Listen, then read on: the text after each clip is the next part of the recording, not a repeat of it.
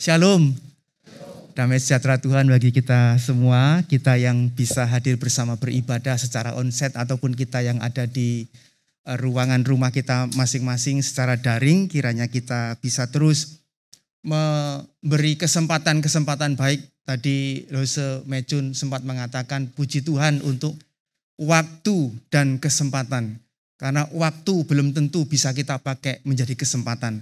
Tapi puji Tuhan kalau kita bisa memanfaatkan waktu itu menjadi kesempatan bagi kita untuk beribadah kepada Tuhan. Hari ini kita akan bersama merenungkan tema Berilah Hikmat, bagian dari doa Salomo. Mari kita supaya bisa lebih fresh secara fisik, kita bisa saling bergantian membaca ayat di dalam 1 Raja-Raja pasal 3 ayat 1 sampai dengan ayat yang ke-15. Kita akan membaca silih berganti. Ada tertera di layar LCD, kita bisa mengikuti bersama-sama atau Alkitab kita bisa buka. Di dalam 1 Raja-Raja pasal 3 ayat 1 sampai dengan 15 dalam tema LAI memberikan judul doa Salomo memohon hikmat. Mari kita akan mulai bersama-sama membaca silih berganti. Dimulai dari saya satu ayat. Lalu Salomo menjadi menantu Fir'aun, Raja Mesir. Ia mengambil anak Fir'aun dan membawanya ke kota Daud sampai ia selesai mendirikan istananya dan rumah Tuhan dan tembok sekeliling Yerusalem. Hanya bangsa itu mempersembahkan korban di bukit-bukit. Lama didirikan rumah Tuhan sampai pada waktu itu. Dan Salomo menunjukkan kasihnya kepada Tuhan dengan hidup menurut ketetapan-ketetapan Daud ayahnya. Hanya ia masih mempersembahkan korban sembelihan dan ukupan di bukit-bukit pengorbanan. Pada suatu hari Raja pergi ke Gibeon untuk mempersembahkan korban. Sebab di situ korbanan yang paling besar. 1000 korban bakaran dipersembahkan Salomo di atas mezbah itu. Di Gibeon itu Tuhan menampakkan diri kepada Salomo dalam mimpi pada waktu malam. Berfirmanlah Allah, mintalah apa yang hendak ku berikan kepadamu. Lalu Salomo berkata, engkaulah yang telah menunjukkan kasih setiamu besar kepada hamba-Mu Daud, ayahku.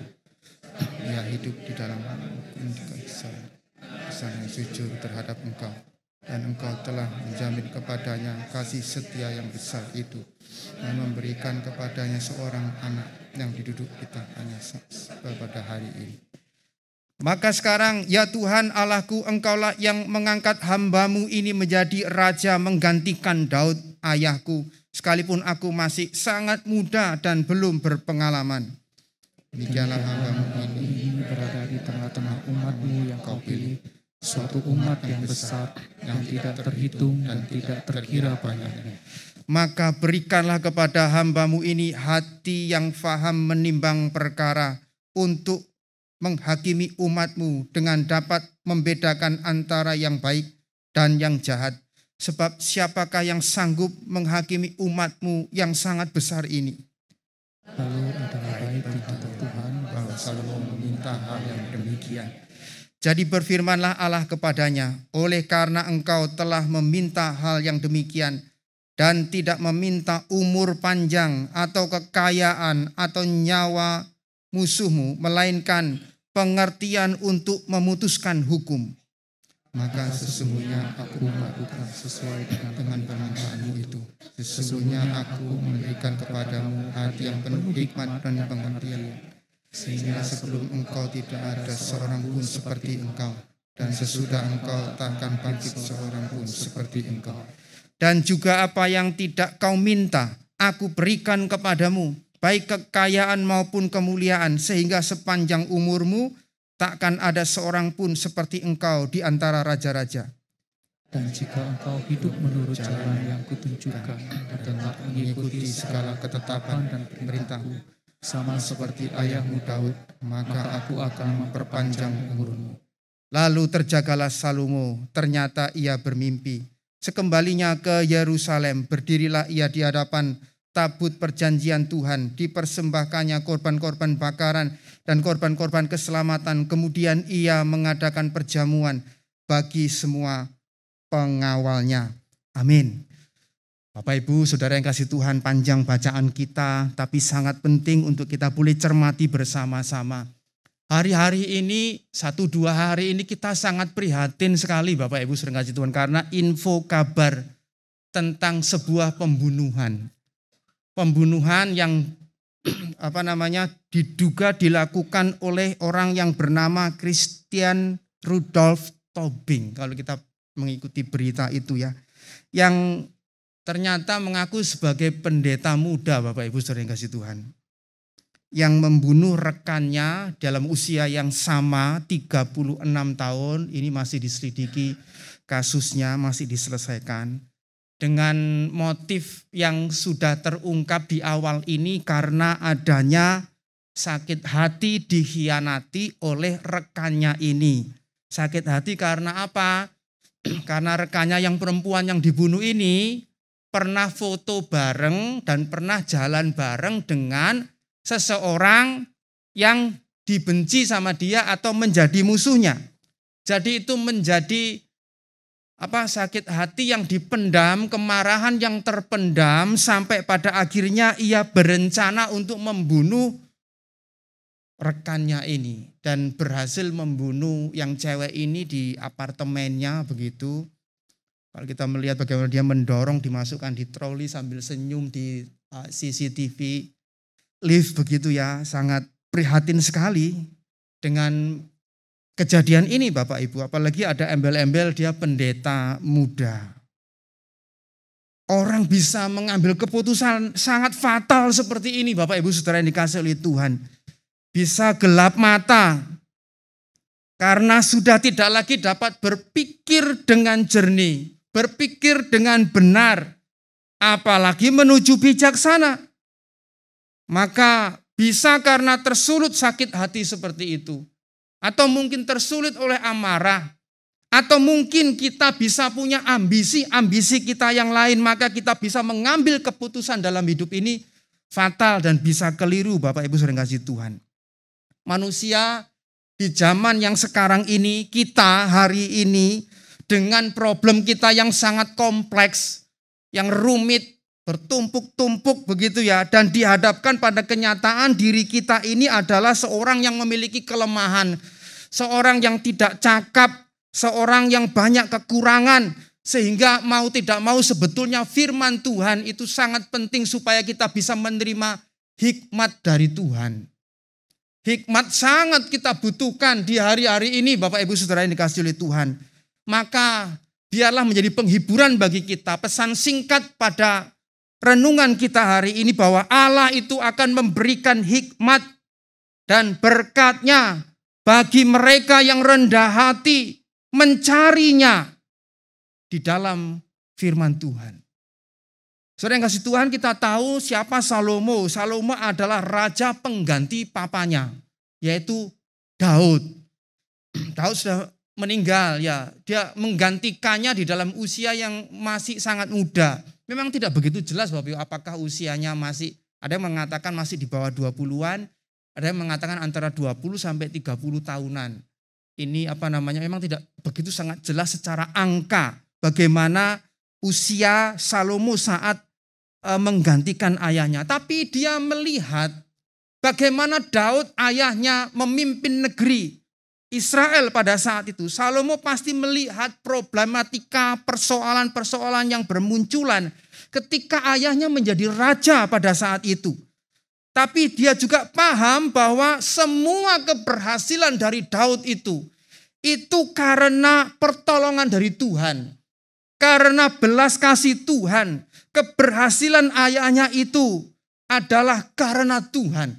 Dan ini menjadi statement pengakuan dari Salomo sendiri bahwa pusat keberhasilan itu adalah Allah sendiri.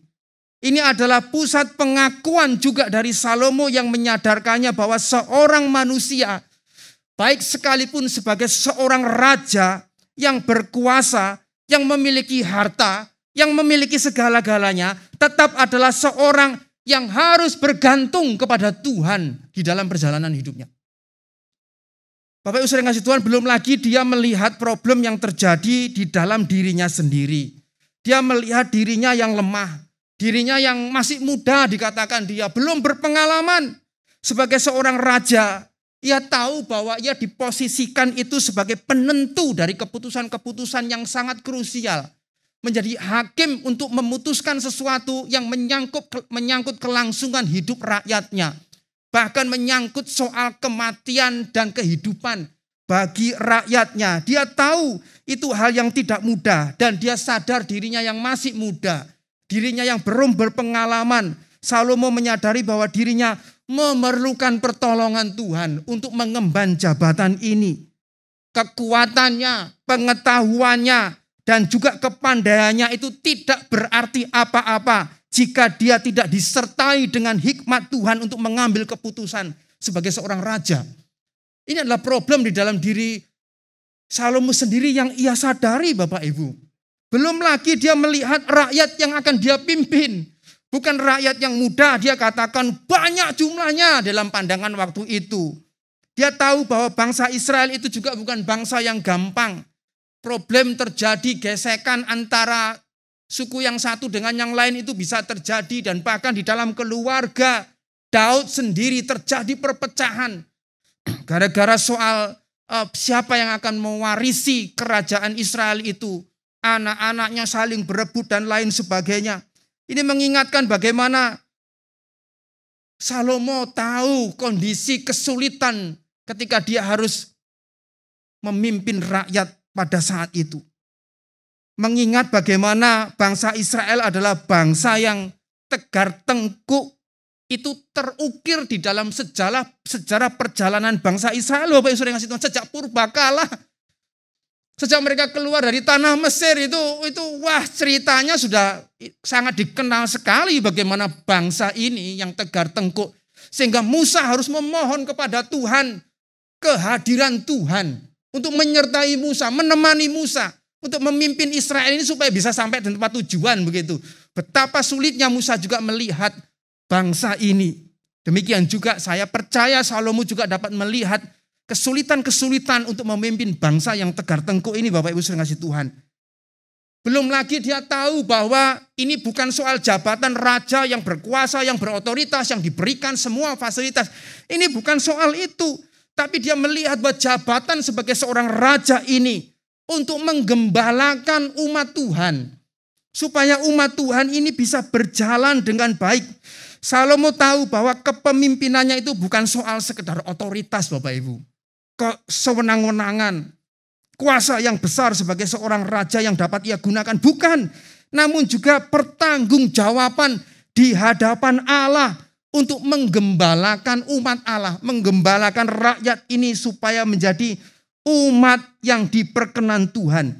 Bukan semata-mata membawa rakyatnya itu hidup dalam kecukupan, hidup dalam kenikmatan, hidup di dalam kenyamanan dan kekayaan. Bukan, namun bagaimana mereka dapat hidup di dalam kebenaran yang dikehendaki oleh Tuhan. Ini makin tidak mudah, Bapak Ibu saudara yang kasih Tuhan. Itulah setidaknya beberapa hal yang sangat kompleks persoalan hidup yang dipikirkan oleh Salomo dalam problem kehidupannya. Saya percaya setiap kita pasti memiliki problem kehidupan walaupun di dalam bentuk-bentuk yang berbeda yang sangat kompleks mungkin.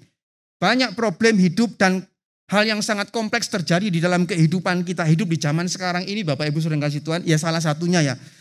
Itu sulit bukan karena tidak ada pilihan. Sulit untuk memutuskan itu karena justru terlalu banyak pilihan, Bapak Ibu. Zaman sekarang banyak alternatif justru menjadi kita bisa lebih sulit. Waktu belanja mau beli Pampers saja masuk gini, mereknya kerek gitu ya. Sing mana, ada yang sana ngomong, iki wae lo merek yang ini, apa namanya, lebih aman untuk popok bayi. Ada yang ngomong, oh ojo itu kelarangan. Ini loh yang jadi pusing. Ini gara-gara urusan milih Pampers saja. Karena bukan karena tidak ada Pampersnya, Bukan karena tidak ada pilihan atau tidak ada jalan, tapi karena terlalu banyak pilihan. Orang jadi pusing juga untuk memutuskannya. Ini soal-soal yang sederhana lah, soal-soal yang boleh dikatakan remeh-temeh. Belum lagi kita mau beli belanja minyak merek apa, misalkan begitu ya, beli odol, beli sabun. Wah, mereknya sangat rumit sekali kalau kita mau memilih baca satu-satu kandungannya apa. Itu terlalu banyak pilihan pun bisa membuat kita jadi bingung Bapak Ibu.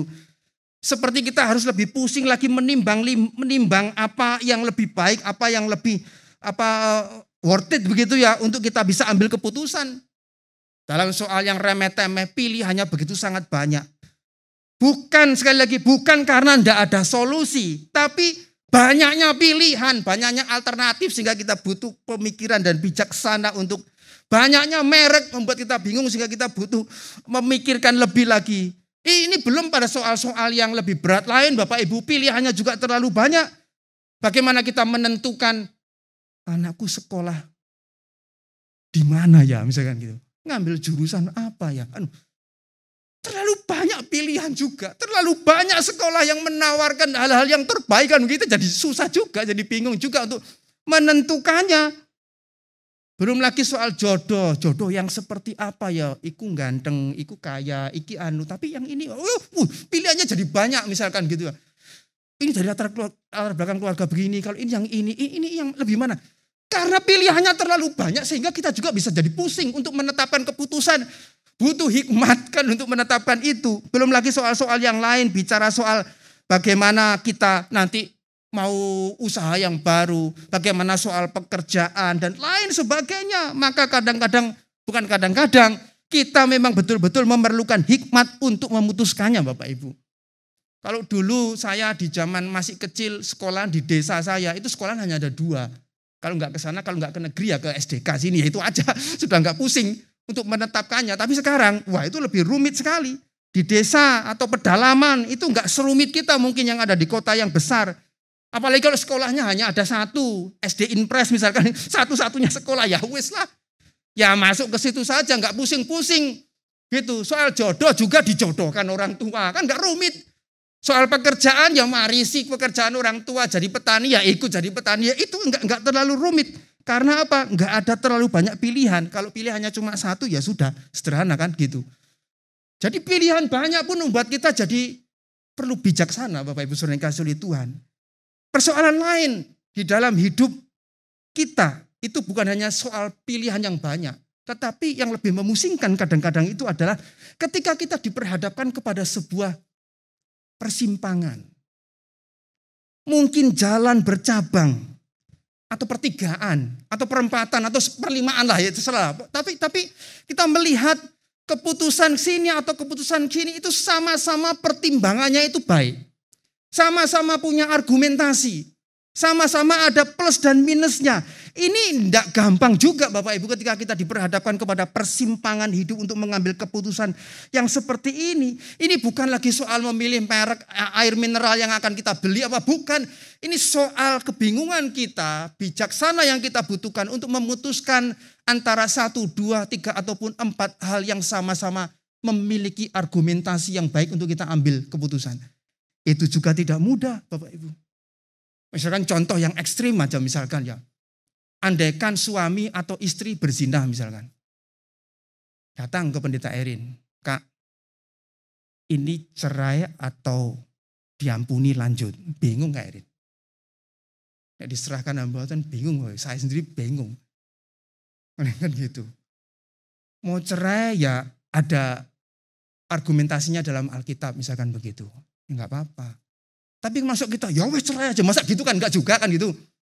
Mau dilanjutkan, ya ada juga baik adanya karena biarlah kita memiliki ruang pengampunan yang lebar dan memberi kesempatan. Ada baiknya juga. Tapi masa kita hamba Tuhan ngomong, kamu enggak boleh cerai. Ya kan enggak sulit juga kan Bapak Ibu. Ini persimpangan-persimpangan yang mungkin saja, ini contoh ekstrim lah istilah gitu ya.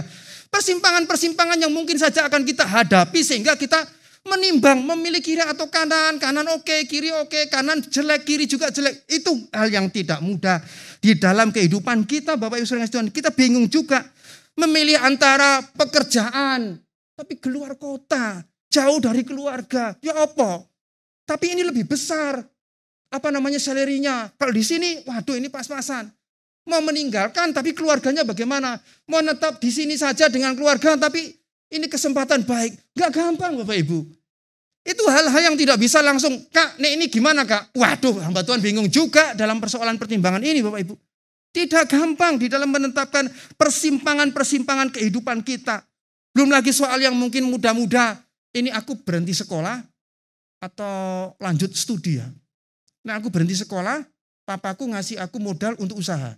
Nah aku lanjut studi, nggak kasih modal, tapi modalnya ya cuma ijazah misalnya. Itu nggak gampang kan anak-anak yang muda itu. Ini persimpangan-persimpangan yang akan kita hadapi dalam perjalanan hidup kita. Dalam pekerjaan yang begitu berat, mau bertahan atau mau keluar pekerjaan. Kalau bertahan, aduh sakit hati aku. Kalau keluar, waduh yang membutuhkan juga. Bapak Ibu sudah ngasih Tuhan, terlalu banyak akan kita daftar. Setiap kita mungkin punya daftarnya masing-masing.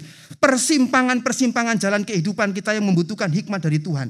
Banyak persimpangan-persimpangan itu yang tidak jelas. Kalau misalkan pilihan kiri dan kanan, kanan salah, kiri benar, itu sudah enak Bapak Ibu. Kita nggak usah terlalu bergumul. Tetapi ketika kita dihadapkan persimpangan yang sama-sama memiliki argumentasi yang tidak mudah, itu yang membutuhkan hikmat dari Tuhan lebih untuk kita memutuskannya. Kalau soal benar dan salah itu lebih mudah. Tapi ini bukan soal itu Bapak Ibu. Persimpangan yang membutuhkan hikmat Tuhan. Tidak sekedar kita pandai. Tidak sekedar kita punya pengetahuan yang banyak.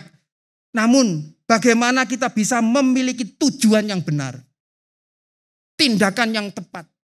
Waktu yang pas. Kondisi yang memungkinkan. Itu tidak mudah. Sekali lagi.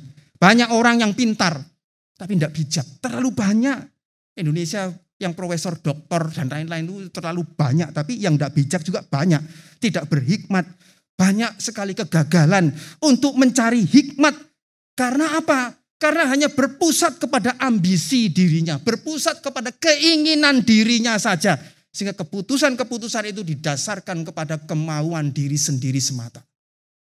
Bapak Ibu sering kasih Tuhan, kalau kita kembali melihat bacaan kita tadi, Salomo itu berdoa kepada Tuhan dengan problemnya itu. Dia berdoa memohon kepada Tuhan. Yang pertama dia merendahkan dirinya.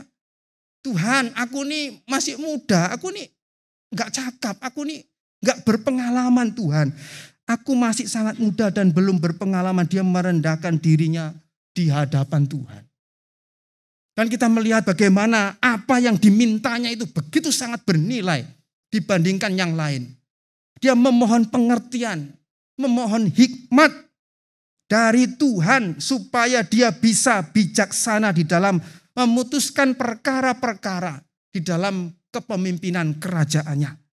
Salomo di sini Bapak Ibu sekalian menginginkan kasih karunia Tuhan dilimpahkan baginya di dalam bijaksana dan kuasa untuk setiap situasi yang akan timbul.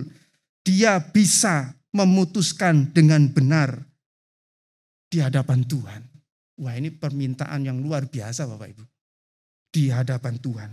Salomo memandang pentingnya hikmat itu di dalam kehidupannya. Maka tadi ayat kita ya dalam Amsal 16 ayat 16 mengatakan, Amsal terkenal dengan tulisannya Salomo ya. Memperoleh hikmat sungguh jauh melebihi memperoleh emas. Amin. Dan mendapat pengertian jauh lebih berharga daripada mendapat perak. Itulah refleksi dari kehidupan Salomo. Memilih kekayaan, memilih umur panjang, enggak salah Bapak Ibu. Enggak salah. Tetapi meminta bijaksana itu menjadi lebih dekat dengan kualitas hidup yang sesuai dengan kehendak Allah.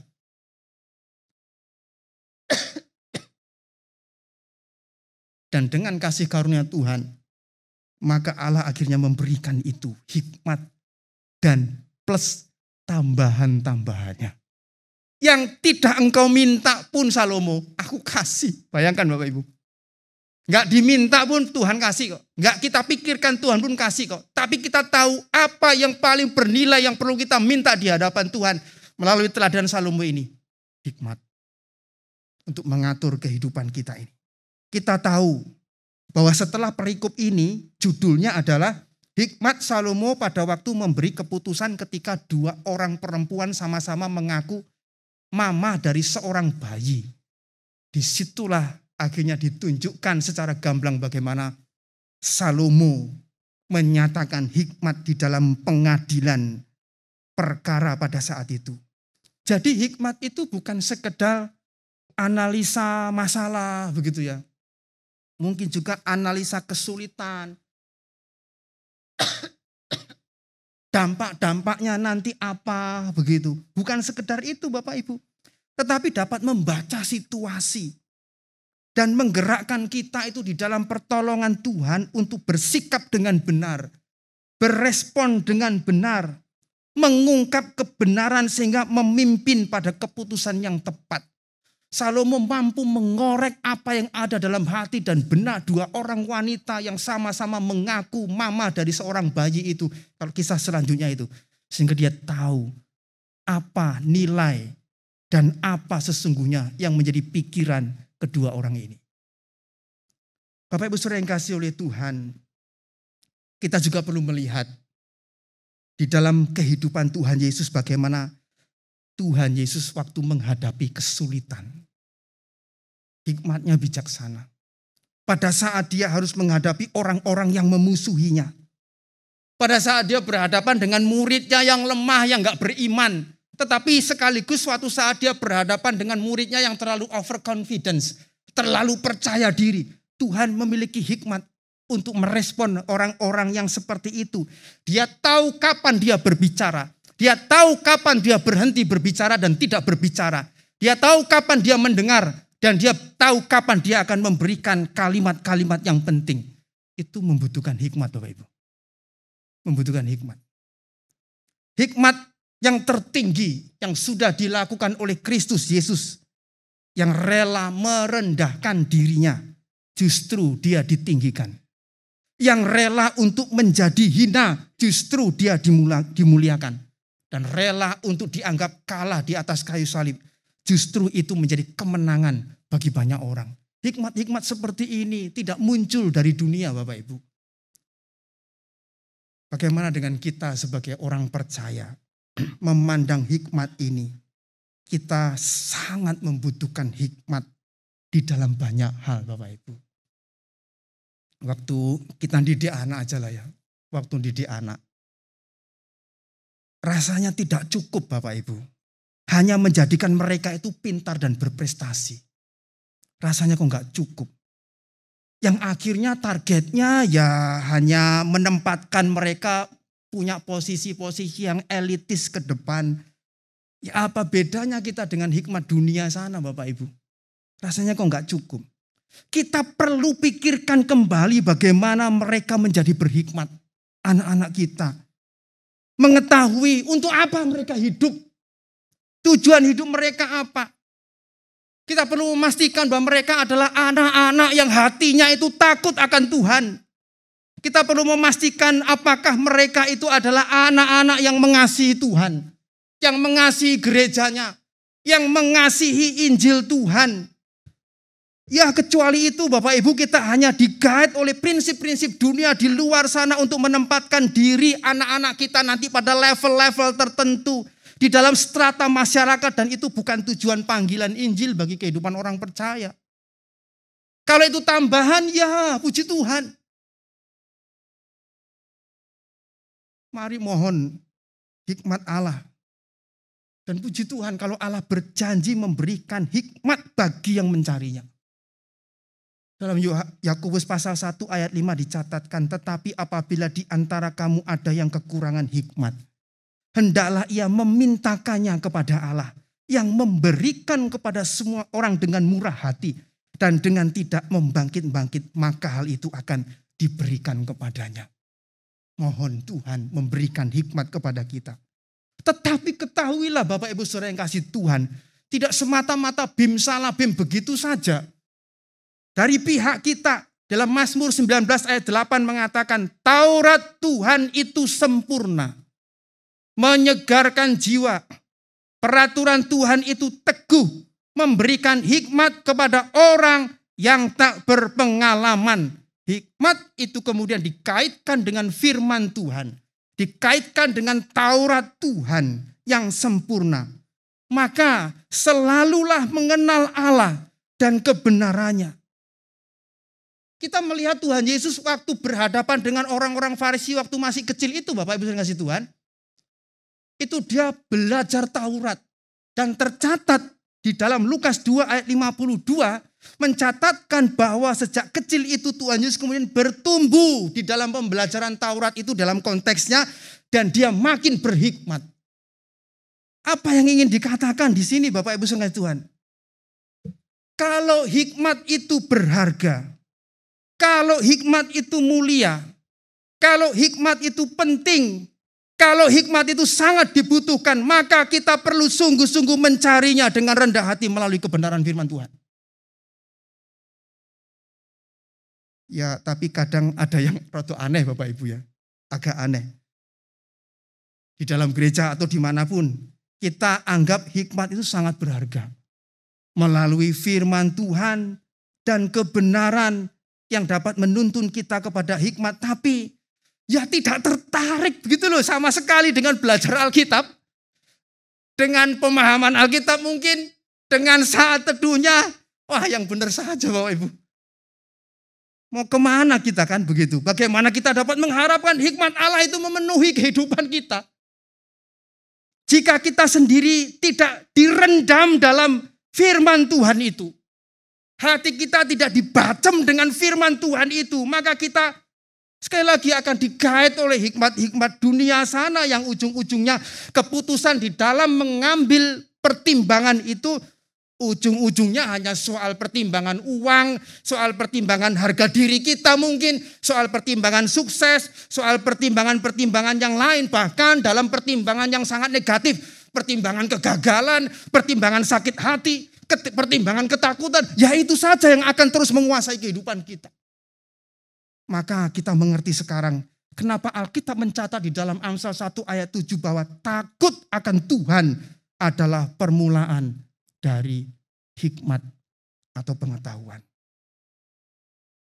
Ketika kita menjadikan Tuhan itu sebagai yang utama, maka sebenarnya hikmat itu akan mengalir dengan sendirinya.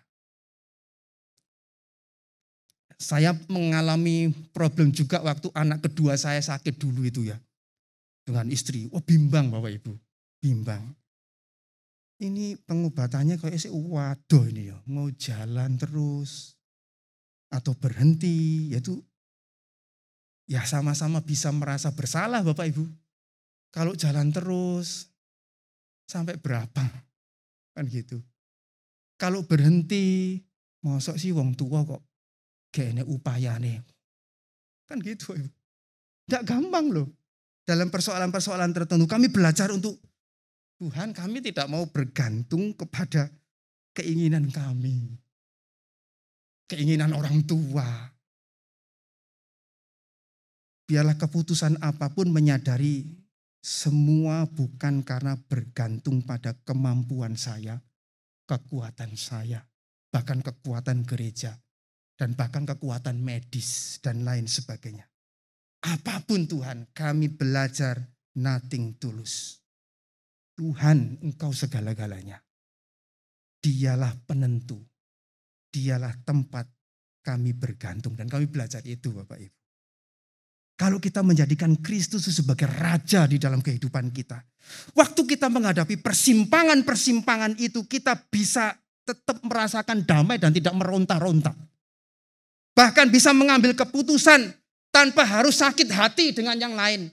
Sakit hati dengan sesama, bahkan sakit hati sama Tuhan. Jangan sampai Bapak Ibu. Karena Kristus adalah raja di dalam kehidupanku. Bahkan kita punya kekuatan untuk berkorban. Menyerahkan apa yang kita punya karena kita melihat bahwa Tuhan Engkau sudah memberikan segala-galanya. Di dalam Kristus Yesus. Maka di sini tidak ada yang lain. Terus Tuhan tolong. Mohon belas kasih Tuhan. Berkat Allah untuk memberi kepada kita hikmat. Agar kehidupan ini dapat kita kelola sesuai dengan apa yang Tuhan kehendaki. Kiranya Tuhan memberkati kita sekalian. Amin.